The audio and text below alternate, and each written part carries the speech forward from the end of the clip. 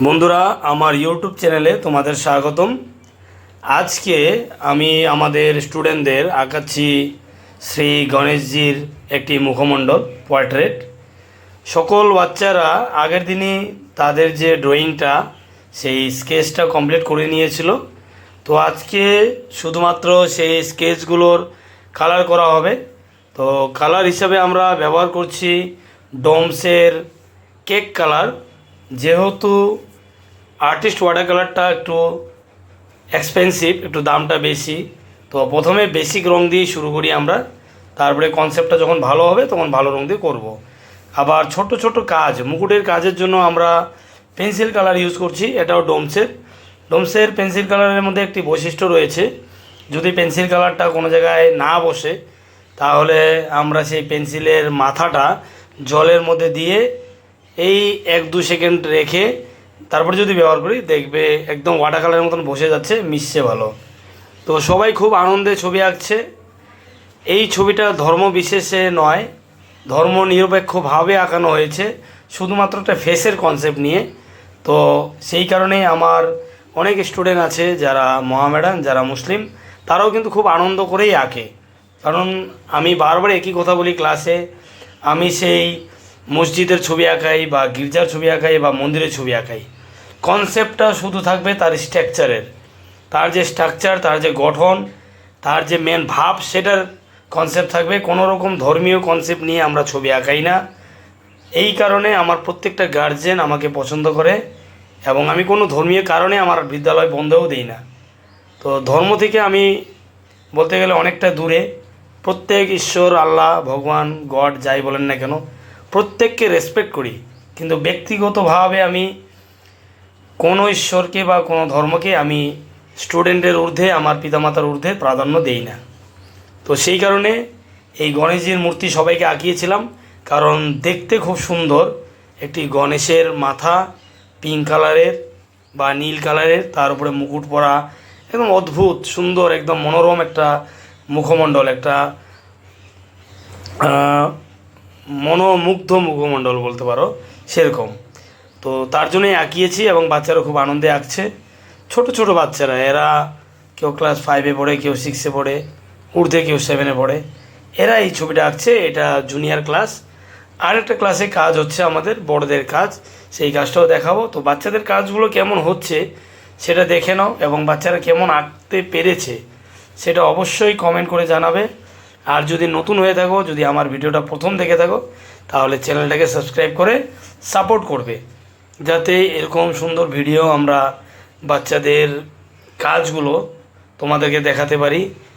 তো সবাই ভালো করে ভিডিওগুলো দেখবে, পুরোটা দেখবে, এবং বাচ্চাদের কার ছবি ভালো লেগেছে সেটা কমেন্ট করে জানাবে।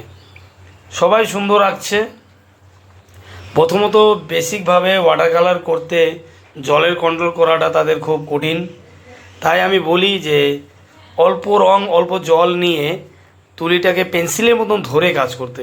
এতে কি হয়, তাদের মোম রঙের যে কনসেপ্টটা সেটা কাজে লাগে এবং তারা ধীরে ধীরে আঁকতে পারে। প্রথমে যদি বেশি করে জল নেওয়া হয়, তারা জলের যে পজিশনটা, জলের যে পরিমাণটা সেটা বুঝতে পারে না, সব রং একটার সঙ্গে একটা গায়ে মিশে যাচ্ছে। তো এই ক্লাসে যারা রয়েছে সবাই ভালো ছবি আঁকে, সবাই সুন্দরভাবে আঁকে এবং মনোযোগ সহকারে আঁকে। এই ক্লাসটা টোটালটাই আমি নিয়ে থাকি এবং বাচ্চারা খুব আনন্দে ছবি আঁকে। মাঝে মাঝে একটু বকাবকি করতে হয়, কারণ বাচ্চাদের বয়সে দুষ্টামিটা বেশি হয়। একে খোঁচাচ্ছে, একে খোঁচাচ্ছে। খুব সুন্দর এঁকেছে দেখো ছবিটা, এবং খুব ভালো হয়েছে। এও খুব সুন্দর করে আঁকছে। অল ওভার আমি যে ক্লাসটা করিয়েছি, সেই ক্লাসটা করিয়ে আমি একদম সন্তুষ্টি। খুব ভালো লাগে আমার বাচ্চাদের কাজ করাতে, এবং সেই জন্যই আমি সম্পূর্ণ কাজগুলো ছেড়ে, চাকরি বাকরি ছেড়ে, আমার যে প্রফেশন, সেই প্রফেশনটাকে আমি ভালোবাসি এবং সেটা নিয়ে আমি ভবিষ্যতে থাকি এবং থাকতেও চাই। তো কেমন হয়েছে এদের আঁকা অবশ্যই জানাবে। এখন তোমাদের আমি দেখাবো একটু বড়দের কাজগুলো। তো দেখি বড়রা কেমন কাজ করে। তো তার আগে ছোটদের কাজগুলো তোমরা বারবার দেখে নাও কেমন লেগেছে। আর আমার স্কুলে ইউনিফর্ম রয়েছে, তোমরা ক্লাসটা দেখেই বুঝতে পারছো যে ইউনিফর্ম। এবার আসছি বড়দের কাজ। এরা সেকেন্ড ইয়ার থেকে শুরু করে third year, fourth year, fifth year পর্যন্ত আছে। তো এরাও আগের দিন স্কেচটা করে নিয়েছিল, আজকে ধীরে ধীরে কালার করছে।